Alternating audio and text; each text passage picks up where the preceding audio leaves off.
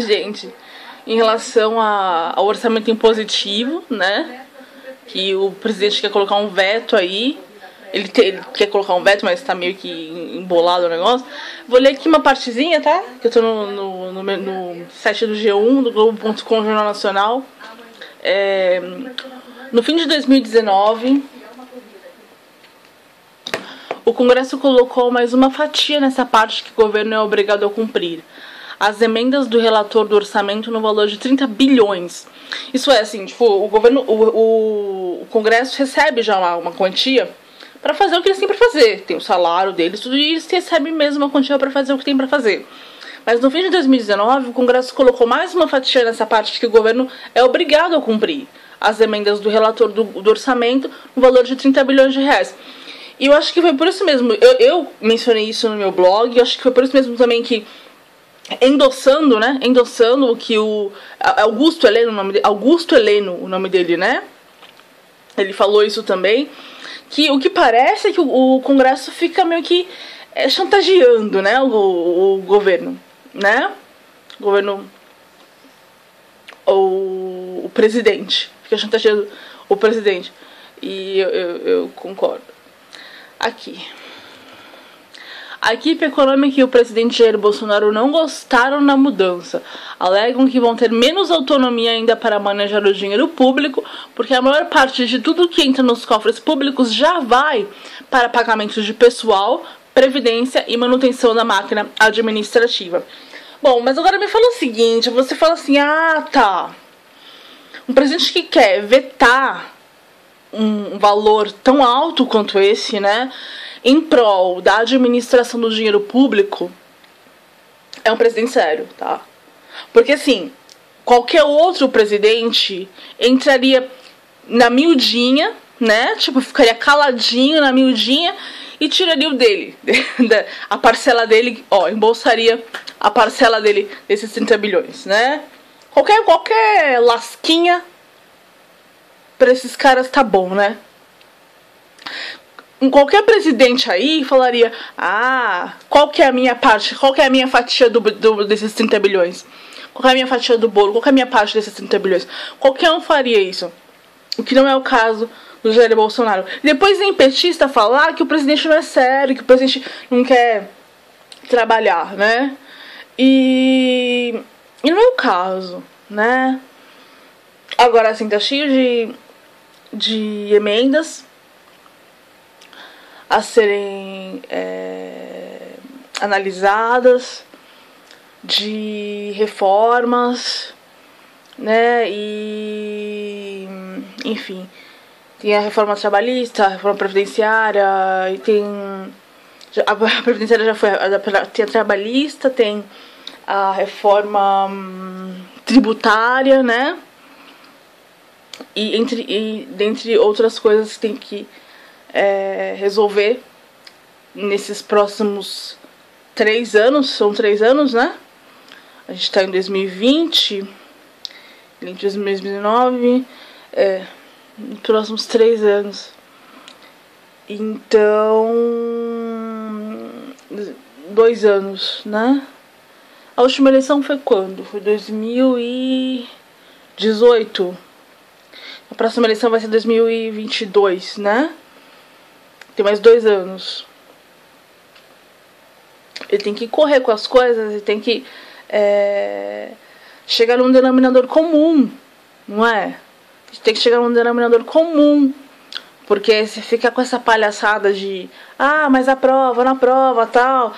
E é o que o Congresso acaba fazendo quando ele não tem a mãozinha dele molhada, né?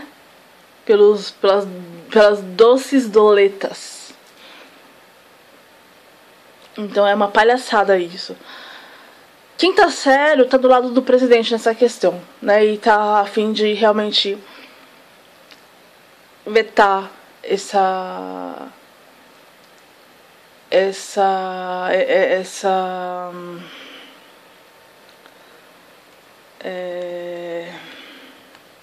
esse orçamento impositivo, né?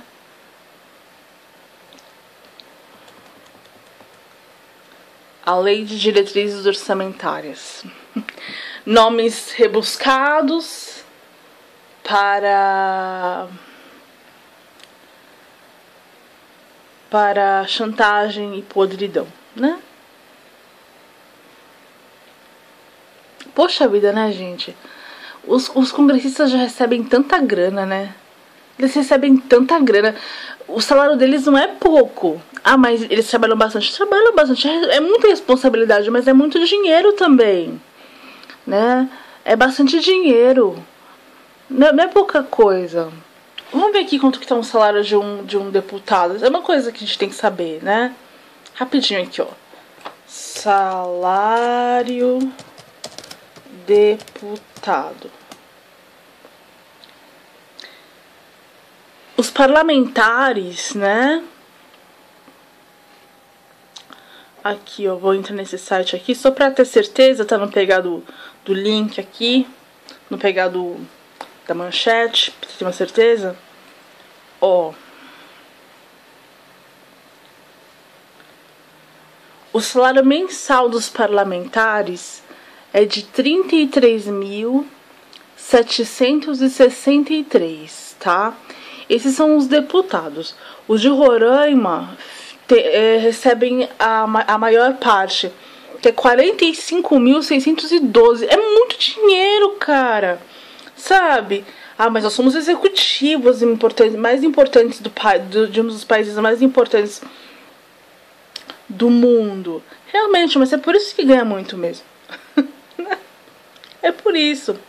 Ah, mas tem que ser mais. Não tem que ser mais. É um valor condizente com que a população ganha. A população do Nordeste, da região Nordeste e Norte, recebem, assim, que engloba a floresta amazônica, que é uma região rica, né? Não, assim, tem um repasse, né? Não em produtividade, mas em representatividade. Essas pessoas recebem uma renda per capita de R$98 por mês. R$98 por mês, gente. Né? Então, assim... Quer ver? Vamos ver aqui os senadores.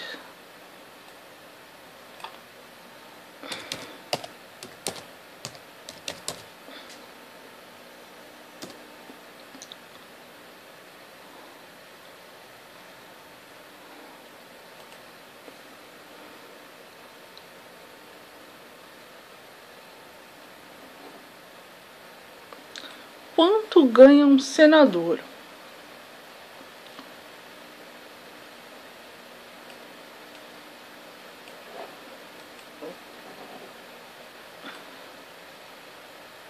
É isso mesmo, 33.763. É uma bela de uma grana, né? E eles merecem. Eu não tô falando que não merece. Eles merecem. Porque eles são executivos. Se eles fizerem um trabalho direitinho, tudo que tem que fazer, votar, se dedicar, não se deixar corromper, não receber dinheiro ilícito, né, fazer o trabalho direitinho, eles merecem, porque assim, o Brasil, ele tá no G20, não tá? O Brasil tá no G20, é uma das 20 economias mais desenvolvidas do mundo, e esses parlamentares, eles são os maiores executivos do Brasil, né? Eles sabem discutir coisas assim que são muito profundas, muito delicadas, né? E claro que tem muita picareta também, mas assim, tem pessoas muito capacitadas lá, né? Então assim, eles podiam escolher com o intelecto deles ser executivo de uma grande empresa norte-americana, inglesa, um banco estrangeiro, um banco inglês, um banco norte-americano, uma grande empresa alemã. Eles podiam escolher isso, mas eles escolheram ser parlamentares, né? Então eles têm que entrar na realidade de nível de salário, de piso salarial do Brasil, que mesmo eles sendo os mais importantes executivos do país, do G20, assim, das economias, das 20 economias do mundo, eles estão dentro disso, desses executivos, os mais importantes, eles têm que entrar na realidade do nosso país e ajudar essa economia a crescer. Crescendo essa economia através do desenvolvimento de empregos, etc., aí vai também crescer o salário deles, né? Mas eles não podem ficar inventando leis para aumentar o salário. O presidente tem que vetar sim. Eles estão sendo filhos da puta. Eles estão sendo filhos da puta. Desculpa falar uma coisa dessa, mas é o que eles estão sendo. Né? Porque o nosso salário não tá aumentando. O salário mínimo tá 1.045. Mas a gente não tá tendo mais vaga no mercado de trabalho, né? Não tá tendo mais vagas com esse salário mínimo. Não tem isso. A gente não tá aumentando vaga no mercado de trabalho, né? E como eu disse, tem realmente um valor. Isso eu já disse no meu blog, vou deixar o link aí. Tem um valor que está sendo disponibilizado para a União, né, de um dos estados brasileiros, referente a repasse de artista que faz música, que faz Hollywood fora do país com falsidade ideológica, mas é brasileiro, então como não tem como pagar os impostos fora do país, né, quando ele está lá ele paga o que ele consome. Mas esses impostos que ele não paga, que fica sobressalente, ele paga para o Estado passa para a União. Isso é um valor muito alto, porque é valor de Hollywood. E aí, como chegou as doletas, né? O pessoal farejou. Belezinha, hein? Quero no meu bolso. E não é assim. Esse dinheiro tem que ir para o BNDES, eu já expliquei outras vezes. Esse dinheiro tem que ir para o BNDES para produção de empregos, né, na iniciativa privada. E aí, através da produção de empregos, tem mais repasses de impostos, né, porque comércio, as pessoas começam a comprar mais, os impostos vão engrandecendo a nação, né, o ouro, os impostos vão engrandecendo a nação, os cofres públicos vão ficando mais felizes, né? E assim os parlamentares vão tendo o seu retorno através de uma forma mais fidedigna, né? Mas não é assim criando leis, né? Eu acho que o presidente está certo de falar, não, a gente não vai pagar, de vetar, né? Esse jornal é muito bom. Esse Jornal da Noite é muito bom. É o Jornal da Globo, acho que chama. É muito bom. É o melhor jornal que tem na rede na rede de notícias. Não rede de notícias, mas na rede de televisiva, né? É o melhor jornal que tem. Vale a pena ficar acordado até mais tarde pra assistir. Porque é muito bom, é o mais completo, né? É o mais robusto, é o mais completo. Outra coisa que passou aí hoje, eles falaram sobre coisa super importante, que tinha algumas pensões que estavam atrasadas, e auxílio-doença, auxílio-doença, aposentadoria, as pensões estavam atrasadas, o INSS não estava mais atendendo essas pessoas que precisavam, essa demanda, devido à reforma da Previdência. Aí eles decidiram agora, né, não sei se já foi votado, ou se é uma decisão que ainda está em progresso, que os ex-funcionários do INSS vão ser convocados, e se eles quiserem, eles vão poder trabalhar num contrato de 1 ano, acho que 1 ano e renovável um outro ano. É um contratinho. Então acho que é aquele sistema de contrato, não é carteira de trabalho, não é CLT, né? Aquele sistema de contrato. Já para começar com a questão da reforma trabalhista, né? Reforma trabalhista. E é isso aí. Depois a gente fala um pouco sobre reforma tributária, tá? Aqui, ó.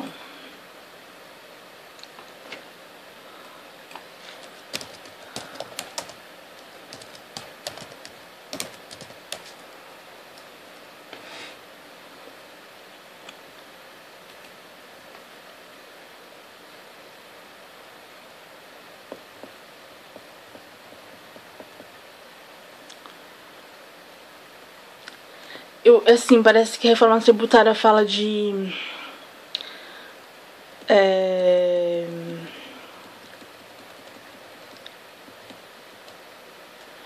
quando uma pessoa, tipo, uma pessoa física pede um empréstimo, ela precisa pagar um juros muito alto, né? E quando uma empresa pede um empréstimo, ela precisa pagar um juros muito mais baixo que uma pessoa física. E eles querem mudar isso. Tipo, eles mostraram um gráfico dessa pizza, como que é. Eles querem mudar isso. Pra que... porque eles acham que não é justo que uma empresa que tem mais condições de saldar essa dívida tem que pagar mais. Aí tem aquela discussão, né?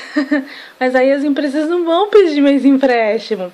Mas as pessoas vão poder quitar mais as suas dívidas. Porque as empresas sempre vão quitar as dívidas, né? Se elas não quitarem, elas não vão poder pedir mais, né? Porque a pessoa, tipo... mas a pessoa também mas tem muito mais pessoas do que empresas, né? Então, assim, se a empresa pede um dinheiro e ela não quita aquela dívida, ela não vai poder pedir mais dinheiro, porque ela vai ficar, né, devendo. Agora, a pessoa, se ela tem um juros mais baixo, ela vai conseguir quitar com mais facilidade. Isso vai equilibrar a balança tributária, né? Porque as empresas vão pagar, porque elas têm que pagar, e elas têm mais condição de saldar essa dívida, independente dos juros. E as pessoas com juros mais baixos vão conseguir saldar esses juros, essas dívidas. Isso vai dar uma equilibrada na balança tributária. Foi isso que eu entendi, né? Agora eu vou dar uma lida aqui. Ó, eles colocam 8... Qual é a reforma tributária que o Brasil precisa? Eu vou ler rapidinho aqui pra gente, tá bom? Porque eu também quero saber. 1. Legislação uniforme, clara e simples que abarque União, Estados e municípios. 2. Sistema com mínimo de exceções e ou diferenciações entre produtos e serviços. 3. Mais transparência, racionalidade e efetividade nos incentivos à atividade produtiva e ao desenvolvimento regional, preferencialmente feitos via gasto público. 4. Máxima neutralidade do sistema com mínima interferência na forma de organização das empresas. Com mínima interferência na forma de organização das empresas. 5. Estímulo à cooperação entre os entes da federação. Estímulo à cooperação entre os entes da federação. 6. Segurança e previsibilidade para o contribuinte e para o fisco. 7. Devolução rápida e garantida ao crédito tributário. 8. Transparência e clareza para o consumidor e respeito do quanto paga de tributos. 9. Aumentar a eficiência da administração tributária, preservando as receitas atuais com menos ônus para o contribuinte e para o Estado. 10. Processo de transição simplificador responsável com regras claras e no período de tempo mais curto possível. 11. Sistema tributário progressivo que onere mais aqueles com maior capacidade de contribuir. Então, eu estava falando sobre esse balanço, esse 11 aqui, né? Tudo me levou a falar isso aqui. Sistema tributário progressivo que onere mais aqueles com maior capacidade de contribuir. Então, quando isso tudo acontece, eu acredito que acaba as empresas acabam sofrendo um pouco, de fato, né?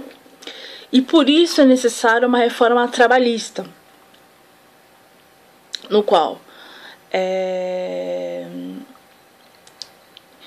não haverá a CLT de preferência, né? Tipo, como medida vigente. E os contratos de trabalho, né? Porque as empresas elas vão acabar sempre tendo que pagar mais altos juros. Então, em consequência disso, vem a reforma trabalhista, né? Mas, assim, com a reforma trabalhista também será gerado mais trabalhos, né? Mais empregos, mais trabalhos. Porque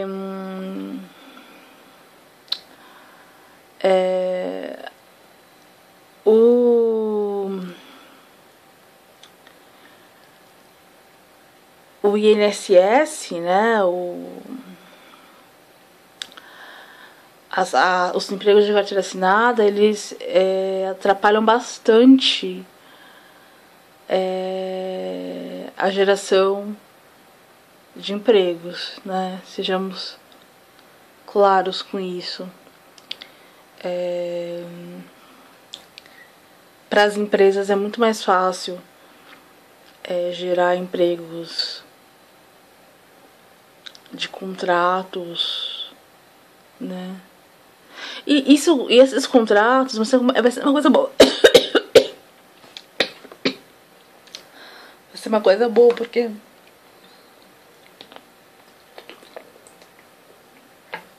vai ser uma coisa boa, porque vai ajudar muito advogados trabalhistas, né? Advogados trabalhistas a fazerem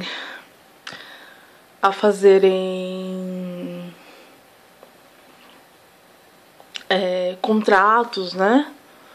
Contratos.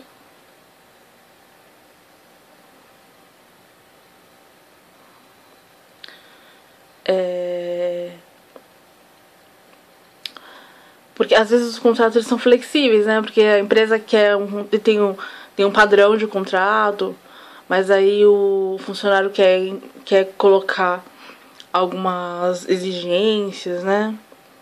Aí o advogado faz o contrato que é flexível, de acordo com o que o empregador deseja e o que o empregado pede, né? Então, tem isso. E é isso. Mas, assim, de acordo com o Beto,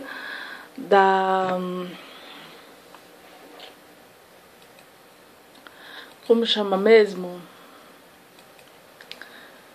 Lei Orçamento Impositivo.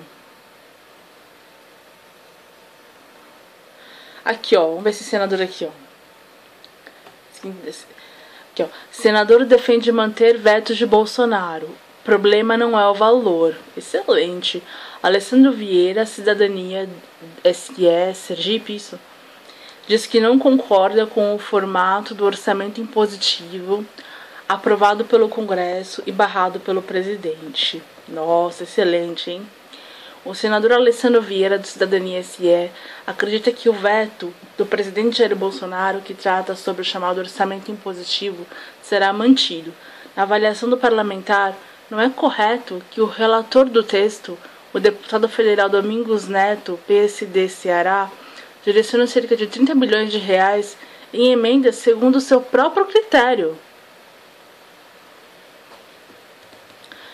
Acredito que o veto será mantido. Não vejo uma sinalização de que tenha sido construído de acordo com uma maioria para a derrubada do veto, disse a Veja o senador. Por outro lado, Vieira também não vê a organização do executivo para garantir a manutenção do veto. O governo está batendo cabeça, por isso não se vai a lugar nenhum. A queda de braço pela busca de um acordo sobre o veto de Bolsonaro ao orçamento impositivo é o pano de fundo para a mais recente crise entre executivo e legislativo.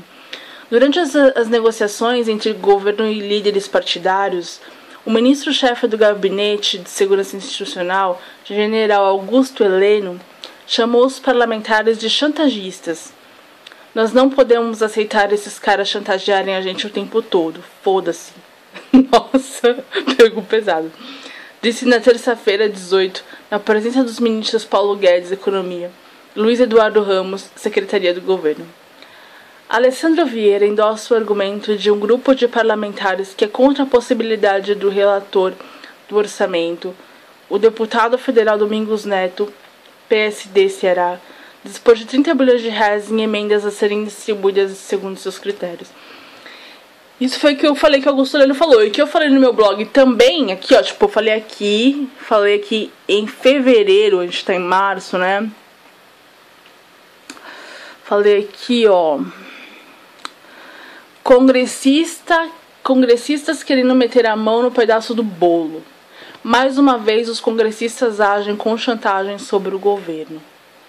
Né, tipo, falei sobre isso no meu blog, posso colocar o link aqui se vocês quiserem dar uma lidinha. E essa aqui é uma coisa muito interessante, quer ver? Quero até falar aqui. Por outro lado, eu tô voltando um pouco, tá? Por outro lado, Vieira também não vê a organização do executivo para garantir a manutenção do veto. Isso é uma coisa muito interessante, sabe? Tipo, a gente fala de ordem e progresso, que o lema da nossa bandeira é ordem e progresso, mas a gente não tem muita ordem, entendeu? A gente não tem muita ordem. Ó, vou fazer aqui uma ilustração, tá? Quero lembrar vocês da época que a gente tinha outdoors pela cidade. Muitos outdoors, era muita propaganda, isso fomentava os detetives da cidade, que tipo, eles saíam para fazer pesquisa de onde que eles iam encontrar o produto, que eles viam o anúncio do produto nos outdoors, eles tinham que encontrar o produto nas lojas. Isso dava uma lifespan, tempo de vida do produto. Ele fazia toda a trajetória do produto, a gente saía, aí ele ia tipo vendo, eu vi o anúncio em tal lugar, aí depois ele voltava pra agência de detetives e falava, eu vi o anúncio em tal lugar, e encontrei e comprei. Aí depois ele fazia a pesquisa se ele gostou, se ele não gostou. Isso dava todo um lifespan do produto. Tinha muitos mais produtos sendo lançados naquela época porque tinha mais propaganda, né? Os outdoors eram para isso, para fazer lançamento de produto, para fazer evento e feira. Então tinha mais evento, tinha mais degustadora no mercado, tinha mais lançamento de produto, tinha tudo isso porque tinha mais propaganda, né? Sem propaganda não tem nada disso. Aí o Kassab falou assim que não, isso aí é coisa de vagabundo, porque ninguém trabalha, porque vocês ganham muito dinheiro. Ganhava muito dinheiro mesmo fazendo. Mas é claro, os negócios eram enormes. Os outdoors eram enormes. Os pontos que eram colocados eram pontos caros, né? Tipo, eram pontos que tinha boa visibilidade, né? Tinha boa visibilidade. Tipo, eram pontos caros. Então, tudo isso, né? Propaganda é uma coisa cara. O tempo na televisão, você acha que custa quanto os 15 segundos de televisão? Propaganda é uma coisa cara. Aí o Kassab, não, porque, tipo, é errado, porque vocês ganham muito dinheiro e não é... E não dá certo. Aí, tipo, eles receberam uma contraproposta de quem tava fazendo a lei, os caras do outdoor, receberam uma contraproposta de quem tava fazendo a lei, e parece que era coisa de 5 milhões, se eles quisessem molhar a mão, né, com manter, assim, os outdoors eram 5 milhões que eles tinham que pagar. Então não é muito, né? Muito, porque, tipo, era mó grana que rodava na cidade com coisa de outdoor. Aí eles falaram assim, irmãos, se vocês quiserem, a gente vai legislar, né? Tipo, a gente vai determinar quais são os espaços que vocês podem colocar, vai legislar com paisagismo, tudo, vai ter paisagismo, tudo mais, para vocês poderem continuar. 5 milhões. Mas não teve organização. Ninguém chegou e falou, vamos fazer uma reunião, quem vai dar quanto, trazer os caras que estavam fazendo a proposta junto nessa reunião, fazer uma contraproposta. Não teve organização, ninguém nem se interessou. Falou assim, tá, foda-se, né? Tipo, tudo bem, a gente perde esse nicho, né? Então não teve organização. E isso é uma coisa que acontece muito, né? Nosso lema é ordem e progresso. Mas a gente muitas vezes não tem organização, não tem um líder. Não tem um líder que fala assim, não, eu vou tomar frente disso, eu vou ser um líder, eu vou lutar pelo que eu acredito. As pessoas têm muito medo ainda. Esse medo, que a gente não quer liderar nada, é o medo que vem da ditadura militar, né? A gente não quer liderar, a gente não quer falar, não, eu acredito, eu não acredito, eu tomo rédeas. A gente tem medo. A gente tá com medo que vem da ditadura militar, né? E assim, eu sou a favor muito da paz, tá? Mas é aquilo que eu falei também nesse link aqui. Que eu sou zagueira. Eu sou meio zagueira. Eu ataco defendendo. Eu não defendo atacando. Eu não defendo atacando. Eu ataco defendendo. Né? Sou zagueira. Sabe, vocês estão entendendo? Tipo, mas tem que ter uma organização, né? Assim, nessa questão toda, eu sou mais uma secretária. Se você for, tipo, pra tomar as rédeas de alguma coisa, eu sou mais uma secretária, tal. Eu escrevo, organizo, tudo. Mas eu busco essa liderança em algum lugar que eu possa me inspirar, né? Eu acho que a gente não tem muito disso, de se inspirar por uma liderança clara, justa, honesta, né? Que não seja interesseira, né? Uma coisa assim que busque o progresso, né? Que busque o progresso, que não busque somente os louros, né? Porque assim, muitas pessoas buscam os louros, né? Tipo, eu quero ser o bonzinho do Bolsa Família, né? Quero ser aquele que salvou. Mas que busque o progresso, que busque o emprego, né? Que dê a alternativa do emprego. Por isso que eu peço agora, eu vou deixar um link aqui vou terminar já esse vídeo. Eu vou deixar um link aqui, 2 links, do blog e esse dos congressistas. E eu peço que vocês visitem, porque tem muitas dicas de emprego, ideias de emprego, ideias de negócios, coisas que acontecem pelo mundo. E eu acho que vai ser uma boa se você estiver interessado em se orientar pelo que uma telespectadora, né? Uma telespectadora suburbana de cultura pop anos 90 vem observando nas mudanças desse país e do mundo também, tá? Então é isso. Vamos ver se esse veto permanece, né? E assim,